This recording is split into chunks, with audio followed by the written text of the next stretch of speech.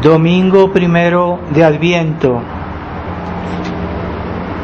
Lectura de la epístola del apóstol San Pablo a los romanos. Hermanos, sabed que ya es hora de despertar del sueño, porque ahora está más cerca nuestra salud que cuando abrazamos la fe. La noche ha pasado y se acerca el día de la eternidad. Dejemos pues las obras de las tinieblas y vistámonos de las armas de la luz. Andemos honestamente como de día, no en glotonerías y embriagueces, no en deshonestidades y lascivias, no en reyertas y envidias, mas revestidos del Señor Jesucristo. Continuación del Santo Evangelio según San Lucas. En aquel tiempo habrá señales en el sol, la luna y las estrellas, y en la tierra consternación de las gentes por el estruendo del mar y de las olas, secándose los hombres por temor y expectación a lo que amenaza a todo el universo, porque las fuerzas del cielo se estremecerán, y entonces verán al Hijo del Hombre venir sobre una nube con gran poder y majestad. Pues cuando esto empezare a suceder, abrid los ojos y levantad vuestras cabezas, porque se acerca vuestra redención.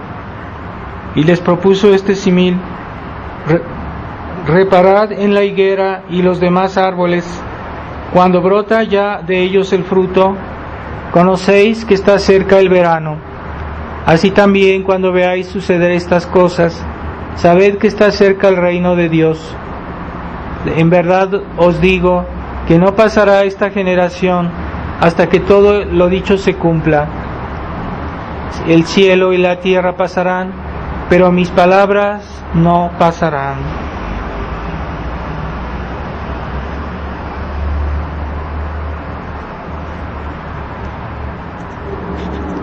Estamos el primer domingo de Adviento.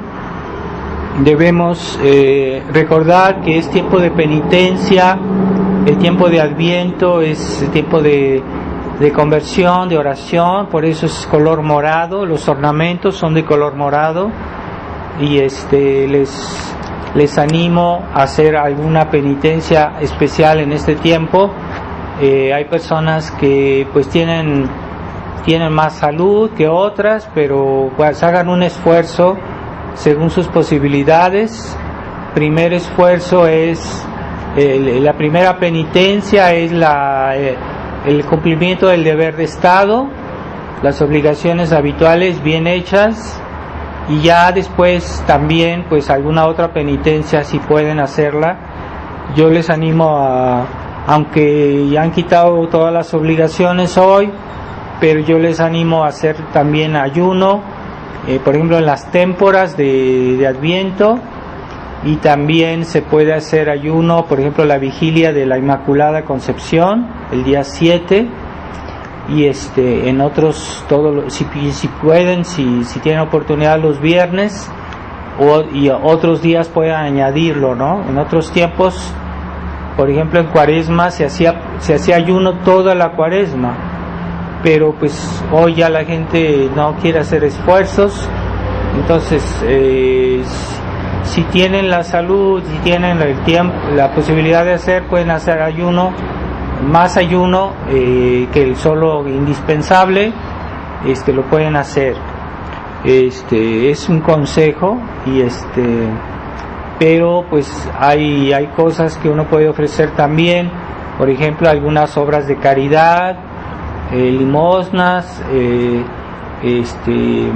obras de caridad hacia los demás, etcétera. Puede ser una manera también de hacer penitencia y añadir también oración, un poco más o mucho más de oración. Les voy a distribuir después de la misa el sobre para el diezmo. El diezmo que es una obligación de ayudar a la iglesia. Entonces debemos todos ayudar. No mirar si el otro da o no da, todos tenemos obligación de ayudar a la iglesia. Entonces, cada quien según sus posibilidades,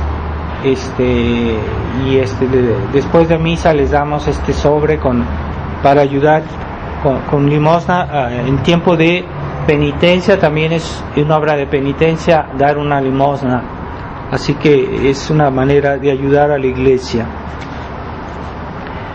En el nombre del Padre, del Hijo y del Espíritu Santo. Amén. Ave María Purísima.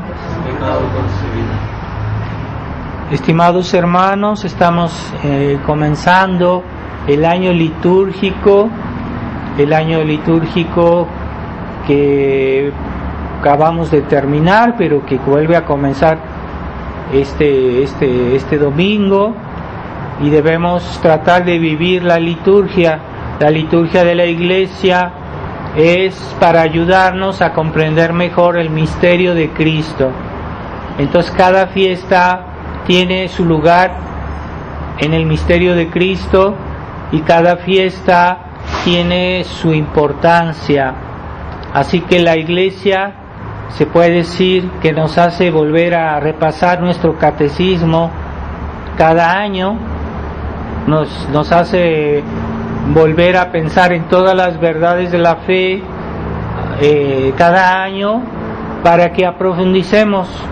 No basta ver por ejemplo, Navidad de una manera superficial, como los católicos superficiales o los católicos liberales, que para ellos todo es una cuestión de fiestas y de simplemente de cosas agradables, pero no, todo el año litúrgico tiene una lección, tiene su esfuerzo, tiene sus oraciones, tiene su fruto espiritual, pero ese fruto depende de nuestra atención que ponemos en estos misterios.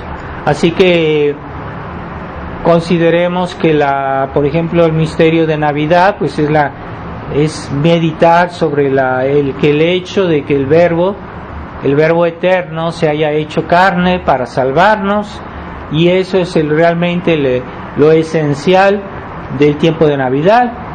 Pero en el tiempo de Adviento lo esencial es pensar en esa expectación, en esa esperanza que tuvieron los profetas, los patriarcas y los profetas del Antiguo Testamento, desde Adán hasta la venida de Cristo.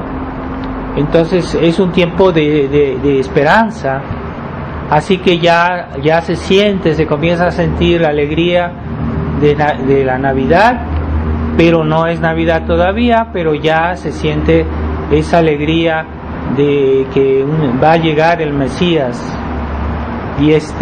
Pero esa venida hay que prepararla, y es un tiempo de conversión. Por eso también el tiempo de Adviento es el tiempo que se habla especialmente de San Juan Bautista, porque San Juan Bautista vino a preparar los corazones y las personas por la penitencia a la venida de Cristo, a la manifestación de Jesucristo. Así que no sigamos la misa de una manera demasiado sin reflexión, sin atención, sin meditación. Así que cada tiempo del año tiene su fruto, y hay que reflexionar en eso, hay que vivirlo. Y si vivimos bien el Adviento, vamos a tener una Navidad con más gracias de Dios, con más bendiciones de Dios. Así que depende muchas veces el fruto de la Navidad de un Adviento bien llevado y bien meditado y bien vivido. Así que el periodo que pasó desde el pecado original, cuando Dios le dijo a Adán y Eva, les prometió que vendría un Salvador, pues es el periodo que meditamos durante el tiempo de Adviento. Entonces Dios no quiso que viniera el Mesías inmediatamente después del pecado, para que el hombre se diera cuenta de los frutos de su pecado, las consecuencias. Por eso hubo todo un periodo en el cual Dios permitió que el hombre conociera el peso, las consecuencias de su pecado, y que sintiera la necesidad de la ayuda de Dios, de la redención, y de esa manera podría aprovecharse mejor de la redención. Así que Jesucristo no vino inmediatamente después del pecado original, nos hizo esperar, y Él nació en lo que es en la mitad de la historia de la humanidad, porque después de su venida, entonces no es tampoco enseguida el fin del mundo. O sea, también después de su venida hay todo un periodo para que la humanidad comprenda los frutos de la redención y cuál es la obra de Jesucristo en la tierra. Y ese es el periodo que estamos viviendo nosotros. Somos mucho más afortunados que aquellos que vivieron antes de Jesucristo, que no tenían la misa, no tenían los sacramentos, no tenían la posibilidad de confesarse, y esa gracia no la tenían antes de la venida de Jesucristo, aunque sí, de todos modos Dios les dio la posibilidad de salvarse, y en ese tiempo había personas que fueron incluso grandes santos, pero que no tenían las riquezas que nosotros tenemos. Entonces Jesucristo es realmente el centro de la historia, y por eso nació en el centro de la historia. Así que nació en el medio de la historia, para que de una parte el mundo sienta la necesidad de Él, y por otra parte también el mundo sea testigo de su obra. Así que realmente toda la historia está centrada en Jesucristo, y debemos ser conscientes de eso, no como toda esa gente que vive inmersa en las cosas materiales, en las cosas temporales, y no piensan, pero ¿de dónde venimos? ¿Quién nos ha creado? ¿Para qué estamos en esta vida? ¿A dónde vamos? ¿Cuál es nuestro fin? Esa inconsciencia de nuestra finalidad es la peor miseria que le pueda suceder a una persona, el hecho de no saber quién es, de dónde viene, a dónde va, y que vivan en esa indigencia espiritual que contemplamos en nuestros contemporáneos, que lo único que les interesa es gozar el momento presente, pero no viven, no están conscientes de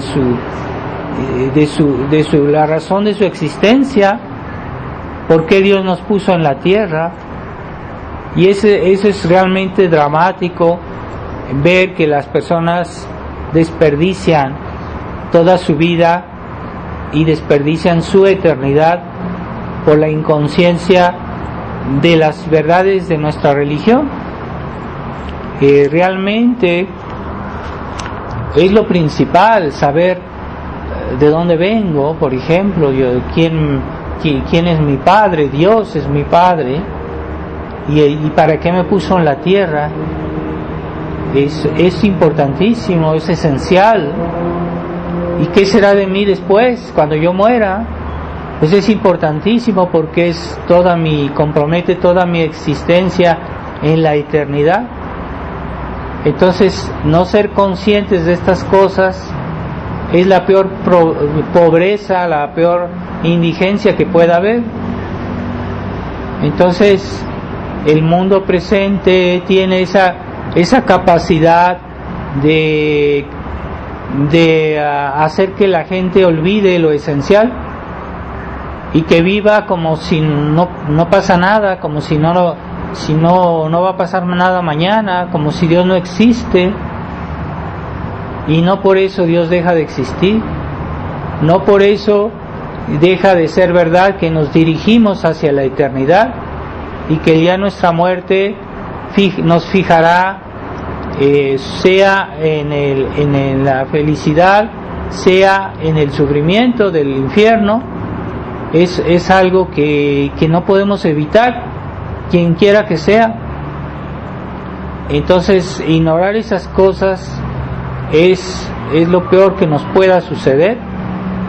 Vivir como si Dios no existe es lo peor que podemos hacer.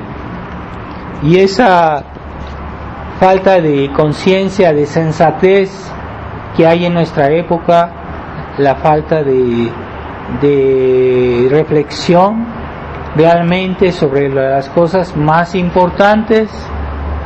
Entonces el hombre se llena los oídos, los ojos, el pensamiento de cosas vanas para olvidar sus preocupaciones. Pero las preocupaciones pueden ser algo bueno cuando nos preocupamos por las cosas importantes, las cosas que más nos hacen bien, las cosas que más necesitamos. Es bueno preocuparse por eso, es saludable, es útil, es necesario.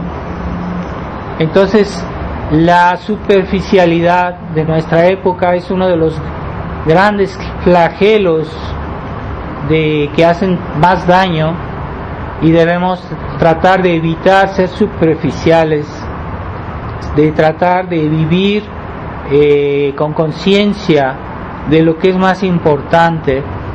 Y estamos aquí en esta vida todos seremos salvos en la medida en que nuestra relación con Cristo es buena. Todo depende de nuestra relación con Cristo. Si nuestra relación con Cristo es buena, pues nos salvaremos. ¿Por qué? Porque Él es el mediador y no hay otro, y no puede haber otro. O sea, nadie se puede salvar si no es por la mediación de Cristo. Para eso vino a la tierra, para salvarnos. Entonces Jesucristo es el gran mediador de toda la humanidad, el centro de la historia, el Salvador, el Mesías.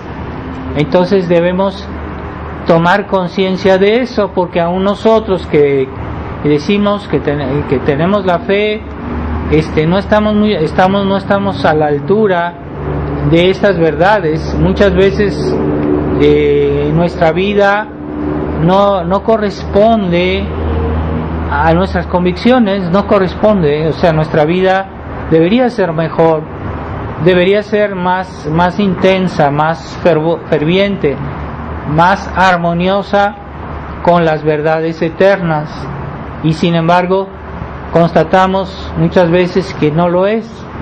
Vemos que a veces tenemos nuestras fragilidades, nuestras debilidades, y que hay mucho que hacer todavía para conformarnos a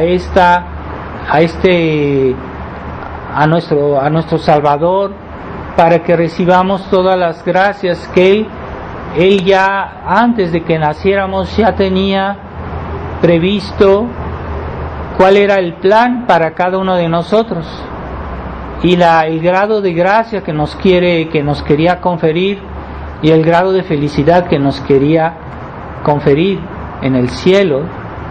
El problema es que las almas a veces no son 100% fieles a todas las gracias de Dios, y entonces no van a aprovechar, no van a llegar a esa plenitud de la gracia a la cual cada uno está llamado. Cada uno tiene una plenitud diferente.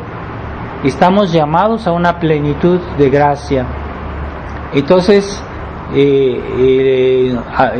esa plenitud no la alcanzan todos tal como cual Dios la había planeado, por los pequeños infidelidades, los pequeños pecados, las pequeñas distracciones. Y entonces esa gracia, plenitud de gracia a la cual estamos llamados, puede ser que no la alcancemos porque no hemos sido completamente fieles. Entonces lo más que le podemos desear a una persona, el mejor bien, es que alcance la plenitud de gracia a la cual está llamada. Eso es lo que realmente el mayor bien que le podemos desear a una persona, ¿verdad? Porque hoy la gente mundana, los católicos liberales, lo que desean a una persona es que no sufra, que no tenga enfermedades, que tenga todo lo que necesita y que viva mucho tiempo y que sea feliz. Pero eso no es realmente la finalidad que Dios nos ha asignado. Dios sí quiere nuestra felicidad, pero en la eternidad. Pero en esta vida su voluntad es que lleguemos a una plenitud de esa gracia que Él nos ha destinado de toda eternidad. O sea, en el reino de Dios hay personas de diferente grado de gracia y de diferente santidad, y todos son iguales. Hay personas a que Dios llamó a una santidad mucho más grande que a otras, pero tanto al pequeño como al grande, pues Dios le ha asignado una medida de gracia, una medida de santidad, y esa medida es la que nosotros debemos absolutamente llegar y no desperdiciar. Entonces, cuando vemos a un niño que es bautizado, lo que podemos pedir por él es que ese niño llegue a la plenitud de la gracia a la cual está destinado, ¿verdad? No solo que se salve, no, sí que se salve, pero uno puede salvarse y no llegar a la plenitud de la gracia a la cual está destinado. Puede ser la mitad, puede ser menos, puede el 1%, ¿verdad? Depende. Hay personas que se salvan, pero podían haber sido santas, pero no lo fueron porque pues tal vez fueron infieles a las gracias de Dios. Entonces hay otros que pierden el 100%, ¿verdad? Aquellos que pierden esa oportunidad de salvarse y que van al infierno.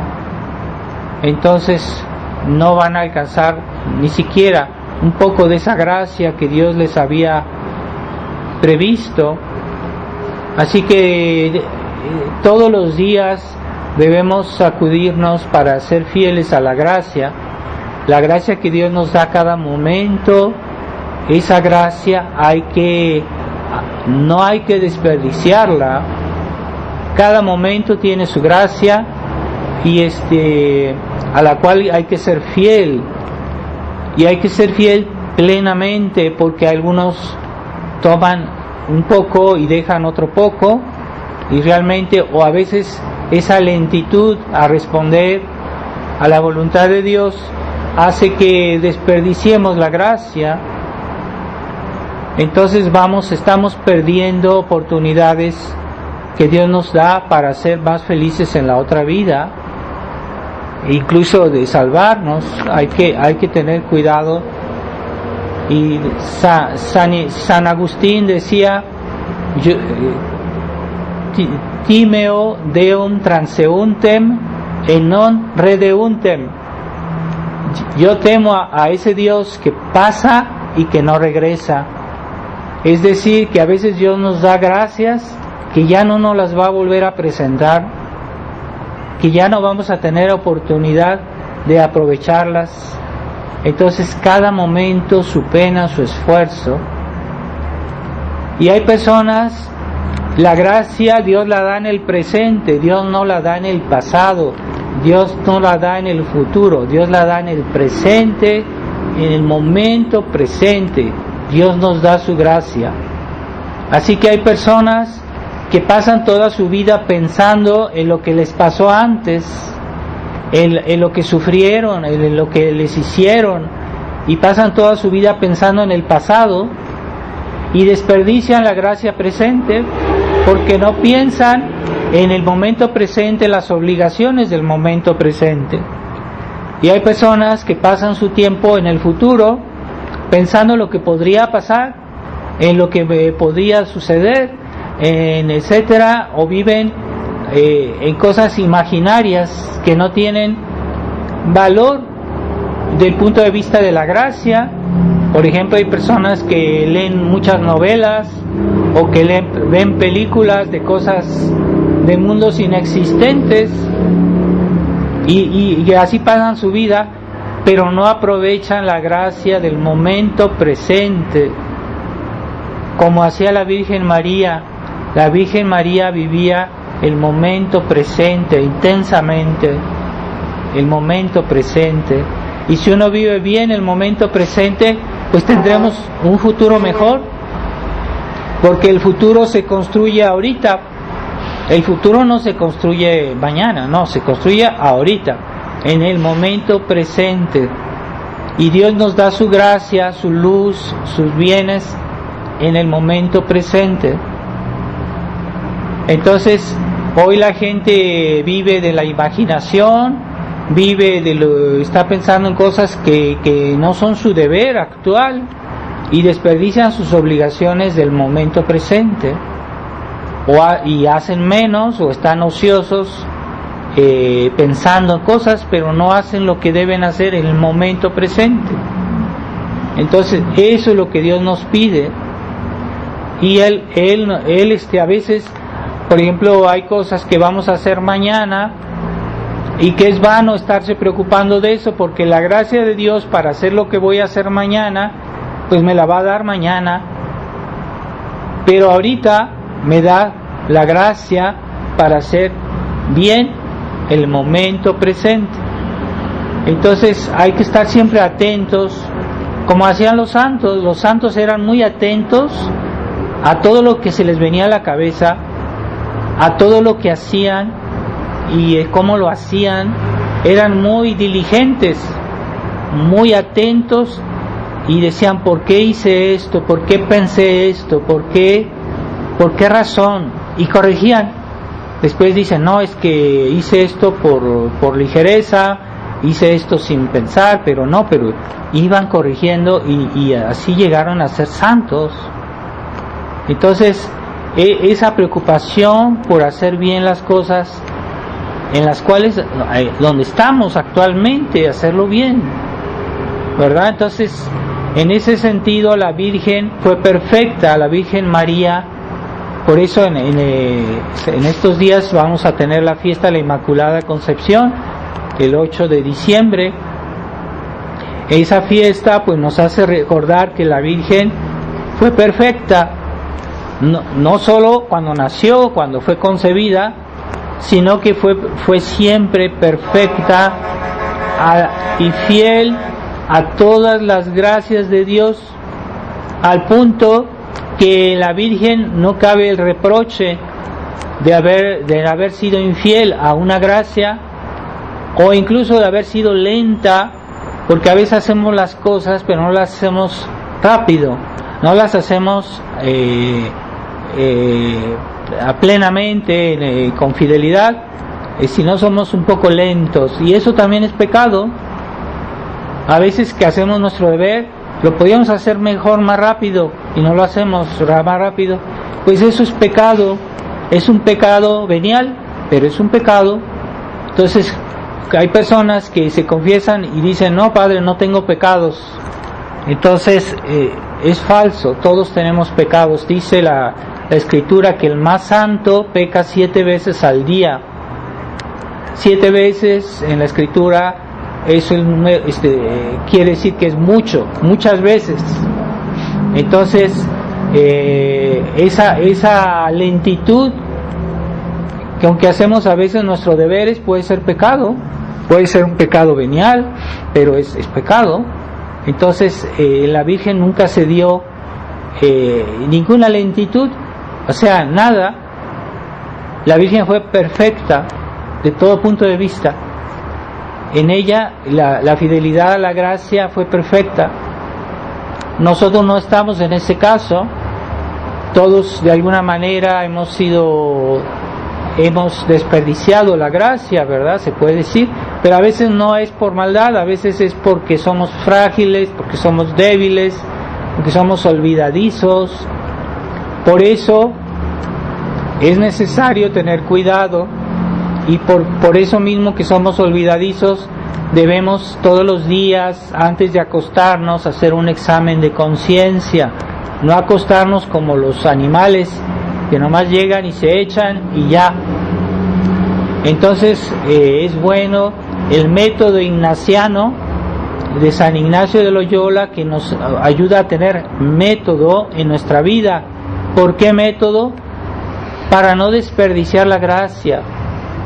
Por eso en la noche se hace el examen de conciencia y se pide perdón a Dios, haciendo el propósito de mejorarse el día siguiente. No es un propósito así general, debemos tomar precauciones concretas. Y en la mañana la ofrenda del día, las oraciones, y durante el día la vigilancia constante. Por eso San Ignacio aconseja hacer un examen de toda la semana, un examen de todo el mes, un examen de todo el año, para que verificar de qué manera nosotros hemos sido fieles a la gracia, si hemos hecho todo como debíamos, y para corregir, para decir, bueno, hago un examen de conciencia, al final del examen de conciencia hago una previsión para el futuro y diciendo, bueno, puesto que he hecho esto mal, pues voy a tomar ciertas disposiciones para que no vuelva a pasar.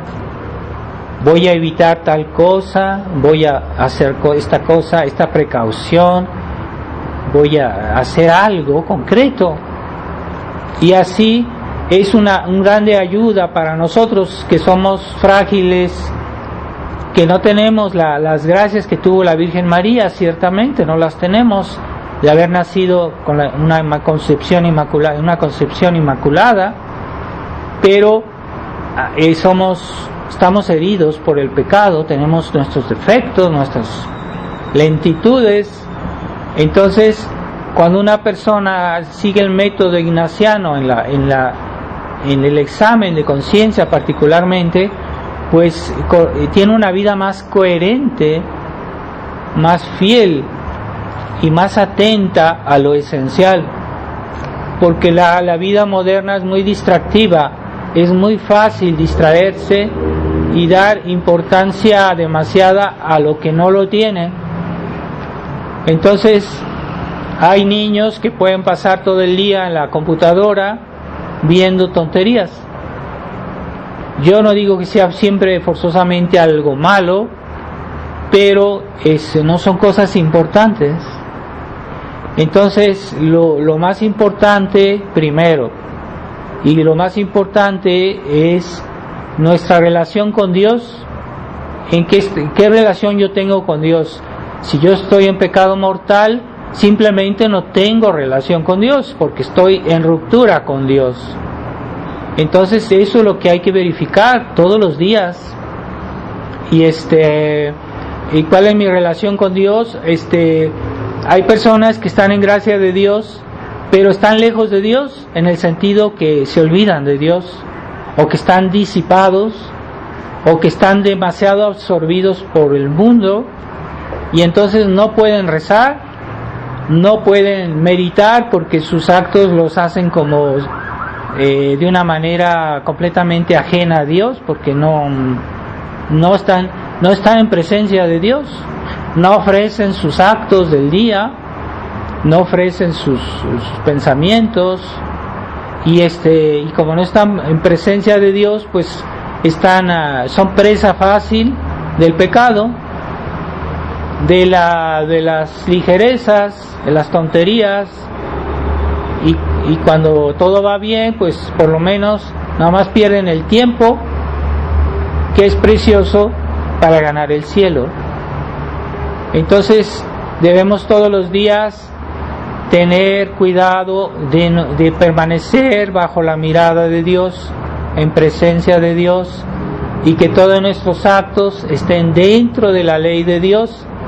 No es suficiente no pecar, no es suficiente, hay que estar dentro del amor de Dios.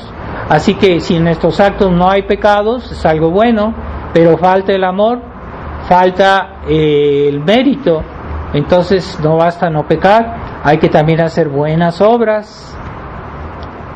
Hay que hacer no lo indispensable, como todos esos católicos liberales que les dice que dicen, hablan de esa manera, diciendo, pues yo con que me salve, con que Dios nos coja confesados, ya es suficiente. No es suficiente, porque hay gente que se condena porque nunca quiso hacer esfuerzos, porque ellos pensaban que solo con salvarse y que estuvieran confesados a la hora de su muerte, entonces Dios ni siquiera les da esa gracia, porque ni siquiera esa gracia merecieron por su mediocridad.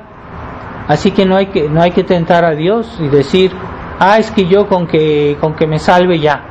No, Dios no quiere que estemos aquí ociosos, quiere que progresemos, quiere que nos santifiquemos, quiere que seamos cada día mejores y que progresemos en la santidad y que no desperdiciemos la gracia de Dios. La gracia de Dios, a veces Dios nos da gracias para ciertos actos, sí es cierto. Por ejemplo, una persona que tiene un problema, a veces Dios les da gracias para que encuentren una solución. O ciertas personas que tienen una tentación, en el momento de la tentación Dios le da la fortaleza para resistir a esta tentación, pero es una gracia diferente. Pero ¿quiere decir que a momento dado Dios no nos da ninguna gracia? No, siempre Dios nos da su gracia. Entonces, ¿qué quiere decir? Que siempre hay que vivir en la presencia de Dios, siempre. Es que se me olvida. Bueno, entonces nuestro trabajo consiste en luchar para que no se nos olvide. Aun si no pensamos directamente en Dios, debemos permanecer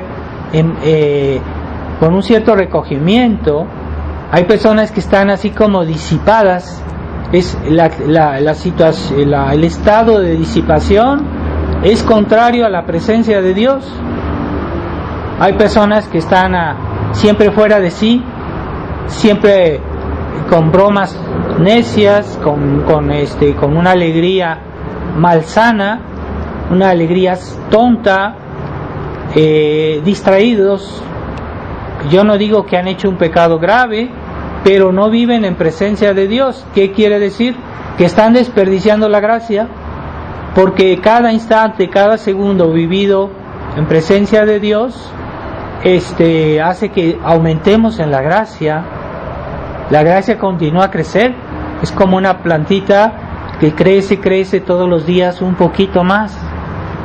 Así que la gracia de Dios siempre está activa en nuestra alma. Y hay una parábola de nuestro Señor, dice que una persona plantó una semilla y esa persona va a hacer otras cosas, se va a dormir, y que esa planta continúa a crecer aunque él esté dormido. Así que todas nuestras actividades pueden servir para crecer en la gracia, aun cuando dormimos. ¿Por qué? Porque cuando vamos a dormir ofrecemos a Dios nuestro sueño, ofrecemos que santifique nuestro sueño. A veces hay personas que tienen sueños muy feos, es que el demonio viene a inquietarlos porque no rezaron antes de acostarse. Y el demonio tiene cierto poder sobre las personas que no rezan, las personas que no viven en presencia de Dios. Así que siempre hay que vivir en presencia de Dios, aun si no podemos pensar directamente en Dios todo el tiempo, pero por lo menos no estamos disipados y esas acciones ya han sido ofrecidas. Entonces estamos viviendo en presencia de Dios, y todo lo que hacemos tiene mérito desde el punto de vista de la gracia. Todo tiene mérito desde el punto de vista de la gracia, aun si estamos comiendo, aun si estamos escribiendo, aun si estamos lavándonos los dientes, lo que fuera. Todo puede ser un medio para amar a Dios, servir a Dios, si está dentro de su orden. No solo evitar el pecado, no es suficiente respetar los 10 mandamientos. Hay personas que dicen, no, es que yo no hago mal a nadie. Es que hay muchas maneras de ofender a Dios, no solo haciendo mal al prójimo. Pero aún incluso si yo no he hecho nada que sea pecado, debo santificar mi vida. Debo vivir el momento presente con la gracia que Dios me presenta en cada instante. Esa gracia yo la puedo desperdiciar. Entonces en el cielo yo no seré lo que debía ser según el plan de Dios. El plan de Dios es que yo debería llegar a un cierto grado de santidad, pero no llegaré a ese grado de santidad porque en mi vida fui muy superficial, muy olvidadizo y muy apegado a las distracciones humanas, mundanas, que hoy es facilísimo perder el tiempo todo el día, es facilísimo. Hoy este mundo moderno nos ofrece todo tipo de distracciones y todo tipo de placeres lícitos a veces, pero se vuelven ilícitos cuando son exagerados. Por ejemplo, hay cosas que no son malas, por ejemplo comer, pero hay personas que solo piensan en comer y comen todo el día y comen a hora y a deshoras. Comer no es pecado, pero el exceso sí. Entonces, por eso es bueno acostumbrarse y acostumbrar a los niños a no comer entre comidas. Y por ejemplo en este Adviento es bueno hacer ese esfuerzo, porque ¿para qué estar comiendo todo el día? No es necesario. Es más sano para el cuerpo, más saludable comer a sus horas, pero no estar comiendo todo tipo de cosas durante el día. Eso hasta es dañino para la salud. Entonces esa mentalidad del placer, siempre buscar el placer. No, hay cosas que no nos producen placer, hay cosas que incluso nos cuestan, nos molestan, pero son necesarias. Entonces a los niños no se les quiere imponer el esfuerzo. Yo tuve un caso de un padre de familia que le decía, bueno, es que tu hijo debe hacer esto. Sí, pero es que no quiere. No quiere. Entonces tú no eres capaz de mandar en tu casa, no eres capaz de obligar a tu hijo, no tienes autoridad, eres un hombre de trapo, no sabes mandar a tus hijos. Es que no quiere, ¿no? Es que no hay que preguntar forzosamente a los niños lo que deben hacer. Entonces los niños que siempre hacen lo que quieren son personas que son propensas a todo tipo de pecados, porque la naturaleza nos pide el placer, a veces placeres ilícitos, y si el niño siempre sigue lo que le gusta, pues él va a hacer, cuando sea mayorcito, va a hacer también cualquier cosa, ¿no? Porque él hace lo que le gusta, y no le impongan nada porque es hoy la gente dice, no, es que no lo obligues. No, sí, hasta Dios nos obliga a muchas cosas.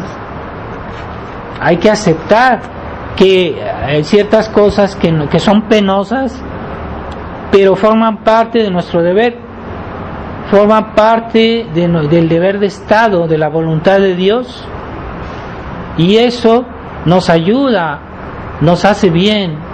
Aunque no nos guste, aunque la medicina sea amarga, es medicina. Así que hay que tener esa aceptación del esfuerzo, aceptación a veces del sufrimiento. Por ejemplo, una madre de familia que tiene un esposo que es muy gruñón, que es muy difícil, entonces ella le tiene paciencia. Y no hay otra que tenerle paciencia, es la voluntad de Dios. Pero hoy la gente dice, no es justo que yo sufra.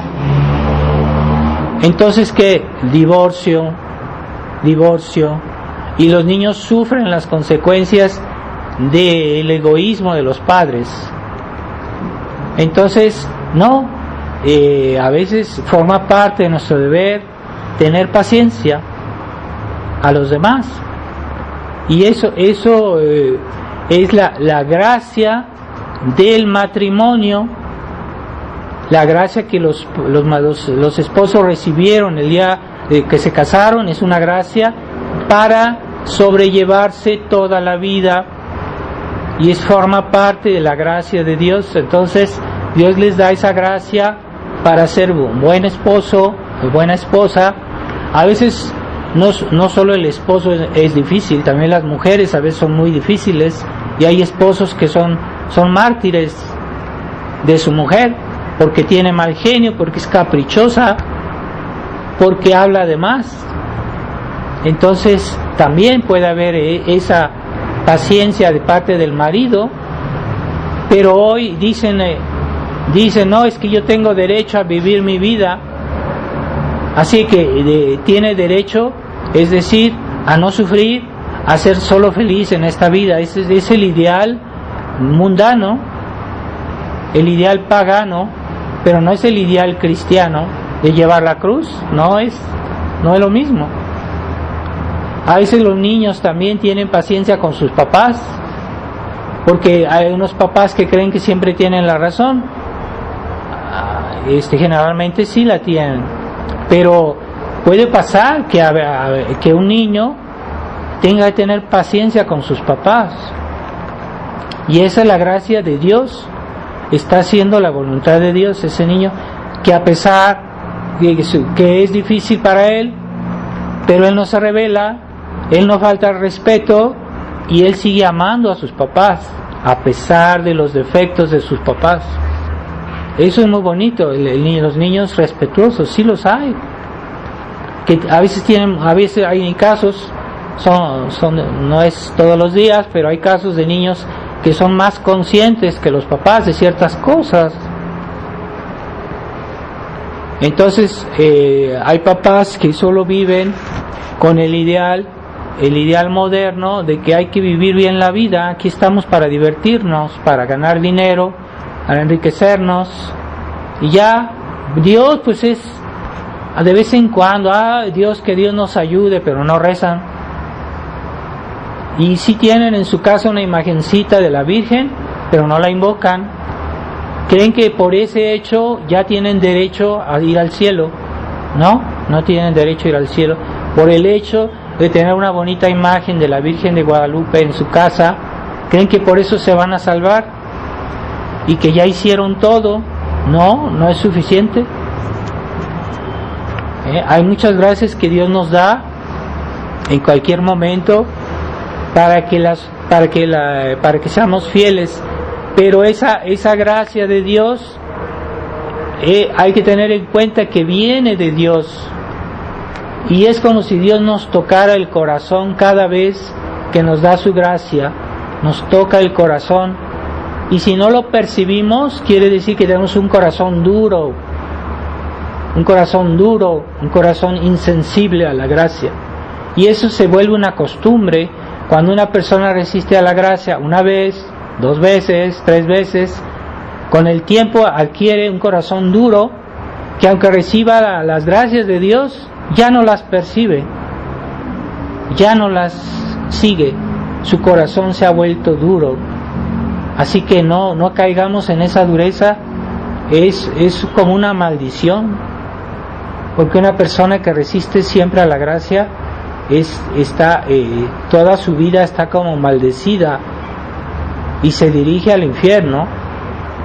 Pero hay personas que no hacen pecados graves, pero están acostumbrados a ser infieles a esa presencia de Dios habitual, a vivir en gracia, y entonces también eso es una forma de infidelidad a la gracia, y que es pecado. Entonces hay que pedirle a Dios que nos conceda saber vivir en presencia de Él todo el tiempo. Todo el tiempo. Es que yo no puedo pensar en Dios todo el día. Sí, claro que no puedes, pero puedes ofrecer en la mañana todas tus obras y después tratar de no pecar y de no estar de una manera completamente ajena a Dios. Cuando una persona está en gracia de Dios y ama a Dios, cuando siente que algo molesta a esa presencia de Dios, lo percibe.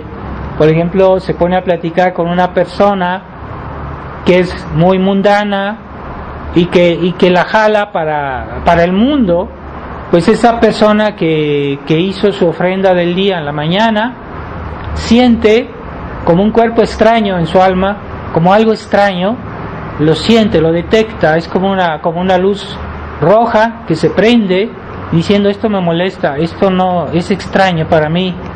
¿Por qué? Porque lo están sacando de su vida de presencia de Dios.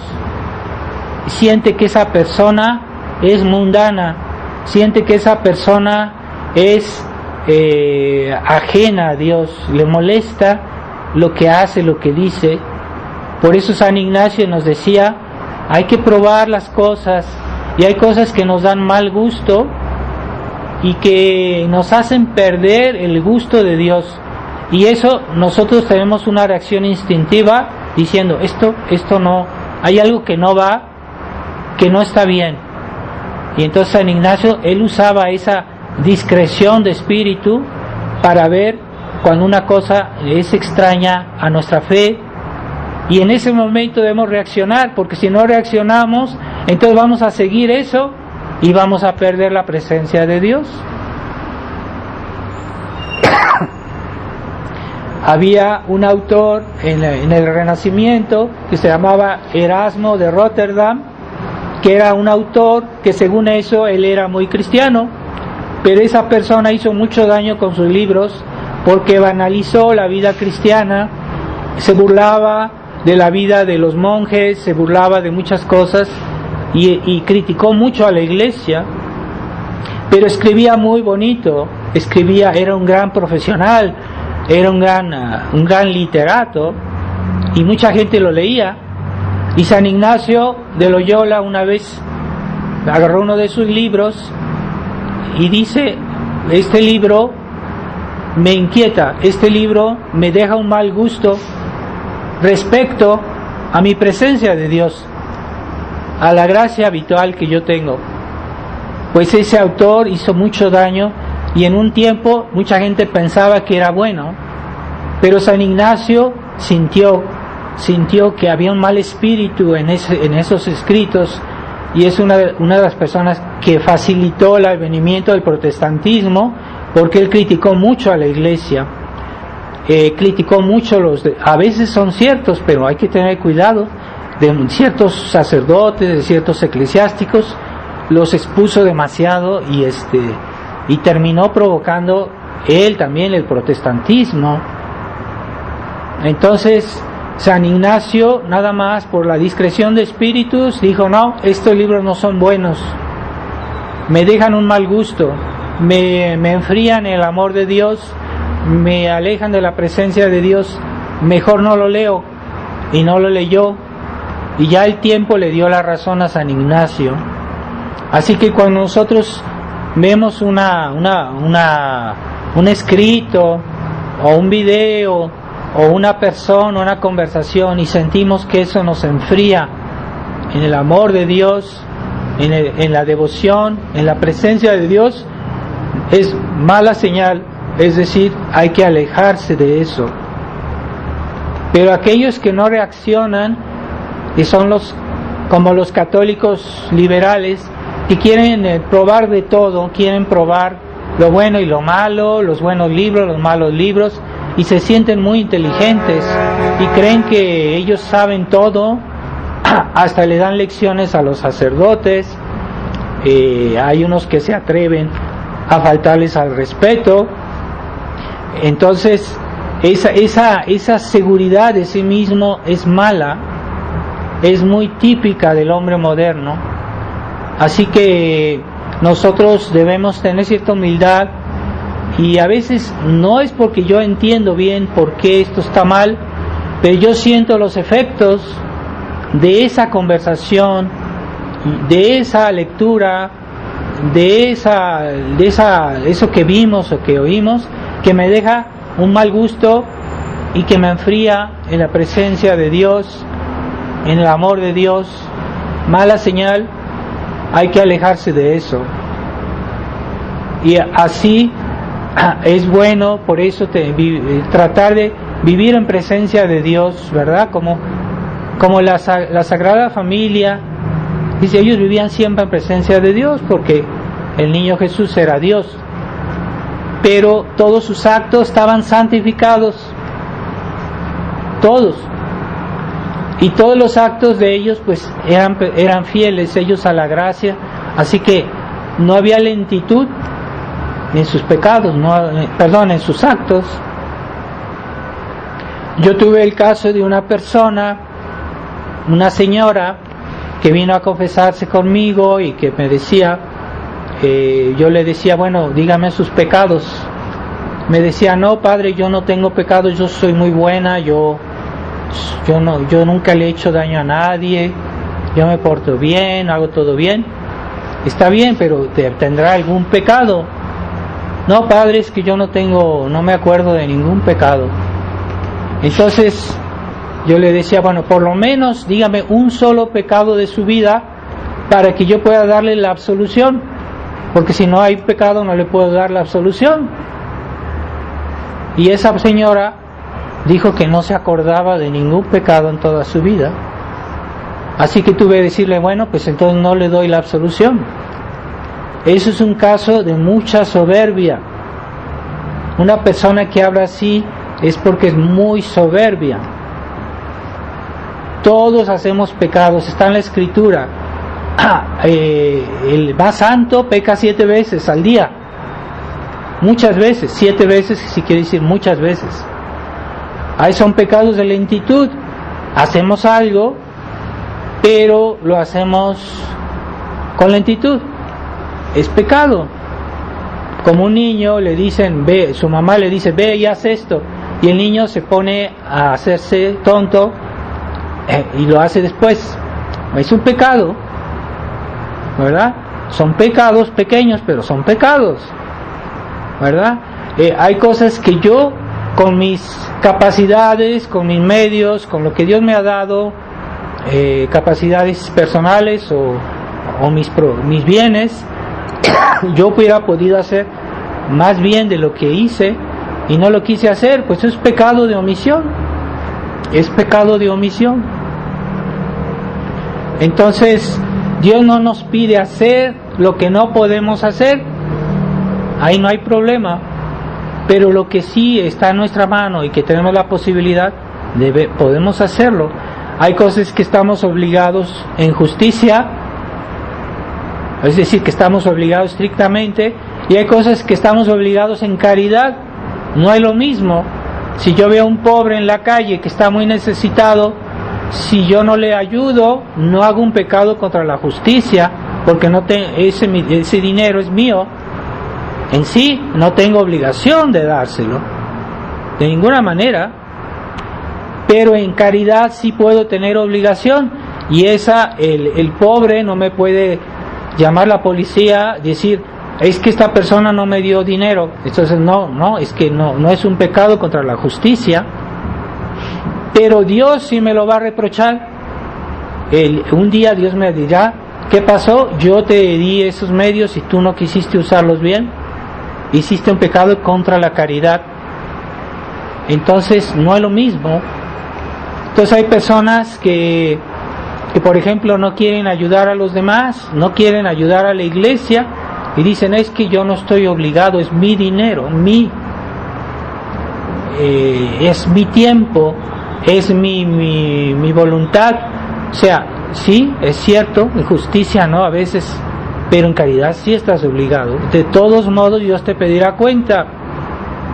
Entonces hay personas que no ayudan a los pobres. Hay pobres que no tienen con qué cubrirse en invierno, pues hay que darles algo. Si sabemos quiénes son, podemos comprarles algo, hacerles un regalito. Es que no tengo tiempo. Pues deberías tomarlo tu tiempo para pensar en los demás. Es una obligación, en caridad, pero es una obligación. Y es una omisión porque Dios nos da su gracia para hacer todo lo que está a nuestro alcance. Así que yo podía haber hecho esto y no lo hice. No me faltó la gracia, porque siempre Dios me da su gracia para hacer aquello que está en mi posibilidad.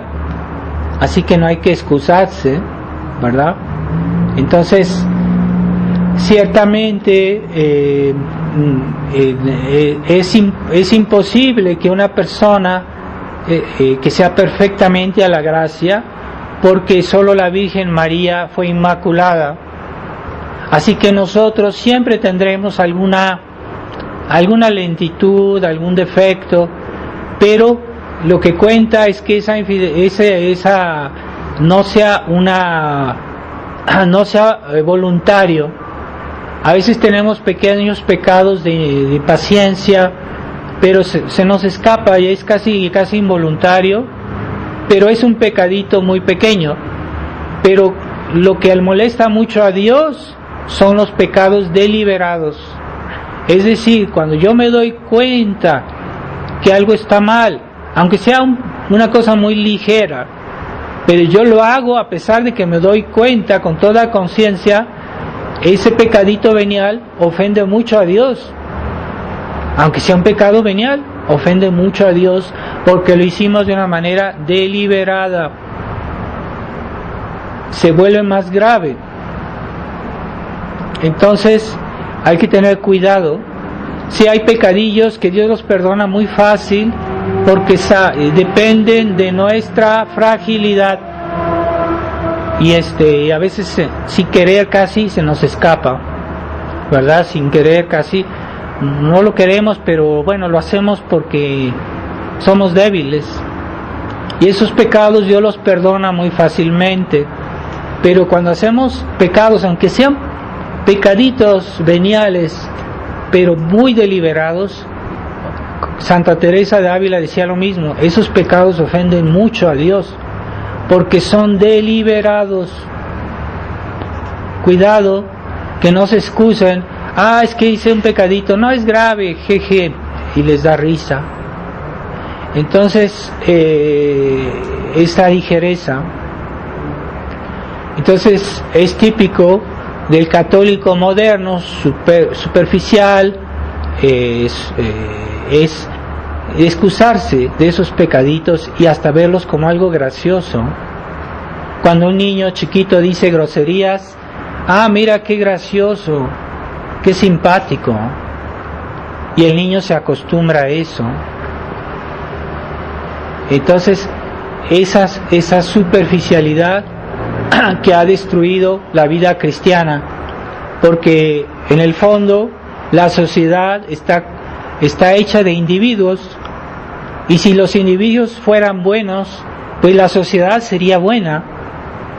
Quiere decir que en el fondo todos esos pequeños pecaditos de infidelidades son lo que han destruido la cristiandad, el catolicismo, la ligereza de los católicos, la superficialidad, la pereza, el excusarse muy fácilmente de todo, que hoy los padres modernos, los sacerdotes modernos les siguen, les dan por su lado y les dicen: no, es que no es grave, no es pecado, eso no es grave. Es una mentirita, no te preocupes, eso no es pecado. O hay casos, yo sé, de gente que hace tonterías o que dice cosas tontas y dice: no, es que eso no es pecado. Sí es pecado. Hacer tonterías es pecado. Una persona dice algo tonto, es pecado, porque va contra la razón, y Dios hizo la razón para que la usemos. Entonces no hay que decirse, es que eso no es pecado. No, sí, desde el momento que va contra el orden de Dios es pecado. Yo no tengo el derecho a hacer cierto tipo de chistes, porque es bueno tener humor, pero hay que tener un humor sano. Pero hay ciertos chistes que son tontos, completamente tontos, y eso es pecado.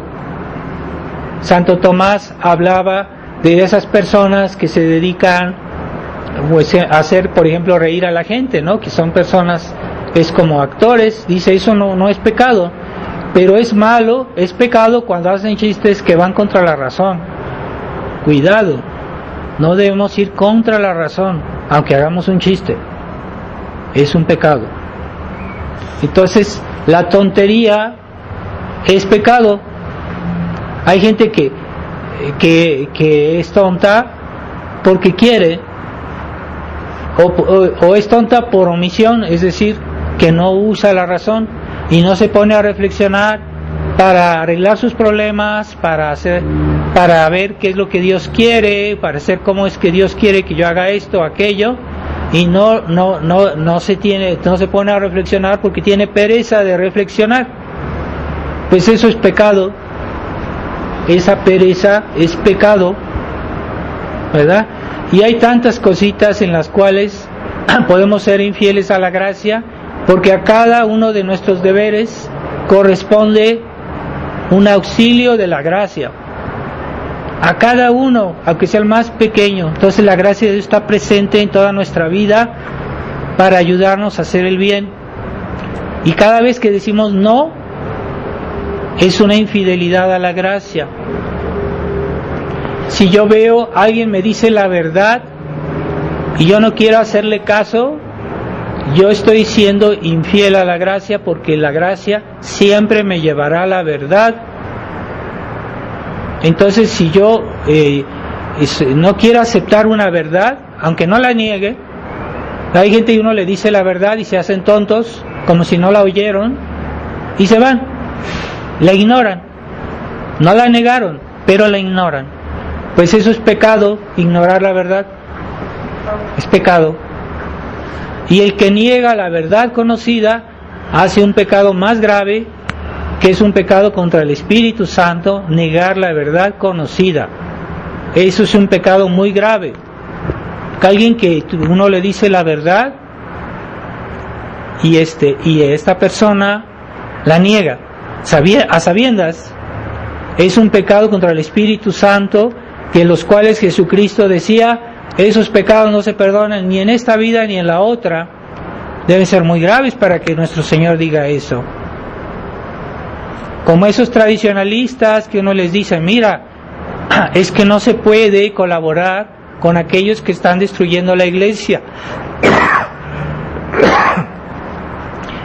Al principio se ponen a reflexionar y dicen, pero cuando ven que eso van a tener que sacrificar un poco de su vida social, un poco de sus comodidades, entonces dicen, no, es que tratan de encontrar un pretexto, una excusa, a pesar de que vieron la verdad. Entonces es un pecado contra el Espíritu Santo. ¿Y cuál es el fruto de los pecados contra el Espíritu Santo? Es la ceguedad. Una persona que vio la verdad y la negó, ya después ya no la percibe. Se ciegan, se hacen ciegos. Entonces yo he visto mucha gente así en la fraternidad, muchos sacerdotes que antes me decían, es que eso no es posible lo que está haciendo Monseñor Felé, no es posible, que cómo vamos a poder colaborar con los que están destruyendo la iglesia y ponernos bajo su tutela. Y me lo decían a mí esos sacerdotes, muchos.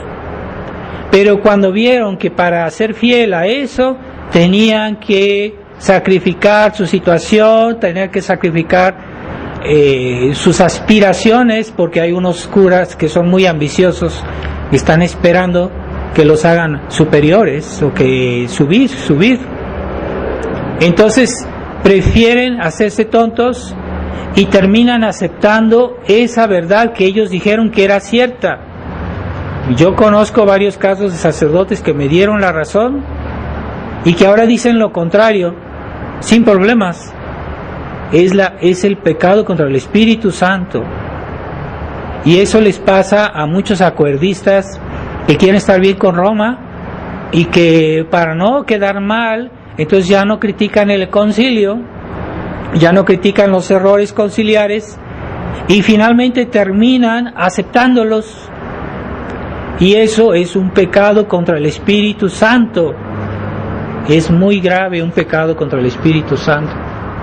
La ceguedad porque hubo antes una infidelidad a la gracia. Cuando nosotros vemos la verdad, si la negamos, estamos pecando directamente contra la gracia de Dios. Y es una ofensa directa a la verdad divina. Cuidado. Todos podemos ignorar algo, todos podemos ser a veces un poco lentos de inteligencia. Hay gente que es un poco lenta de inteligencia, pero todavía no es maldad. Cuando vemos la verdad y después la negamos o incluso la ignoramos, eso nos afecta, nos deja consecuencias. Y la más grave es la ceguedad, ¿verdad? De todos aquellos curas que vieron, por ejemplo, en el tiempo del concilio, que vieron la crisis, que la denunciaron y que después dijeron, no, mejor nos vamos a callar porque yo no quiero perder mi puesto, yo no quiero perder mis comodidades, y se cegaron, y ya después ya no ven el mal en algo que es evidentemente malo. Es una ceguedad espiritual. Y ahorita desgraciadamente estamos viendo eso en la Fraternidad San Pío X. Muchos sacerdotes ya se han cegado, ya no ven lo que ellos veían claramente antes. Tal vez Dios tenga más misericordia de las nuevas generaciones de sacerdotes que no conocieron a Monseñor Lefebvre, que no conocieron bien su enseñanza. Tal vez Dios les tenga más paciencia a esos nuevos pequeños jóvenes sacerdotes que fueron mal formados y que en cierta manera son más ignorantes, ¿verdad? Puede ser, Dios quiera que tenga misericordia de ellos algún día, pero esas generaciones que conocieron la verdad y que la negaron, son más culpables. Así que vamos a pedirle a Nuestra Señora, vamos a pedirle en este mes de Adviento de estar siempre atentos a todas esas gracias que nos conducen a la venida del Mesías, esas gracias que Dios nos da cada día, y que esas luces que Dios nos da, por ejemplo, en la Santa Liturgia de la Misa, si leemos con atención las lecturas de la Misa, pues es que la Iglesia nos está enseñando algo. Entonces hay que asimilarlo, hay que reflexionar, hay que tratar. Hay misales que tienen la explicación, o yo les mandé un documento por internet que es el comentario de don Geranger sobre el Adviento, y es un libro que explica el sentido litúrgico del Adviento. Pues es excelente ese libro, lo pueden leer en este tiempo de Adviento, o por lo menos consultarlo, y se los recomiendo mucho. Entonces, el mejor ejemplo de cómo hay que vivir el Adviento es la Inmaculada Concepción, que se celebra en este tiempo de Adviento, que ella sí también esperó al Mesías, pero con un corazón puro, con un corazón inmaculado. Entonces, pidámosle a la Virgen que nos ayude a ser fieles a la gracia. Ciertamente siempre tenemos algún pequeño defecto porque somos pecadores, pero que nos libere absolutamente del pecado deliberado, aunque sea pequeñito, que sea venial, ofende mucho a Dios un pecado deliberado. Pidámosle a la Virgen que nos libere de toda infidelidad y que nos ayude a comprender el valor, la importancia de la fidelidad a la gracia en el momento presente, y no nos perdamos en estar pensando en el pasado, en el futuro, hagamos bien nuestro presente, vivámoslo intensamente y Dios bendecirá nuestra vida, se volverá fértil, nuestra alma se volverá fértil porque está bien llena de la gracia de Dios. Ave María Purísima. Sí. En nombre del Padre, del Hijo y del Espíritu Santo. Amén.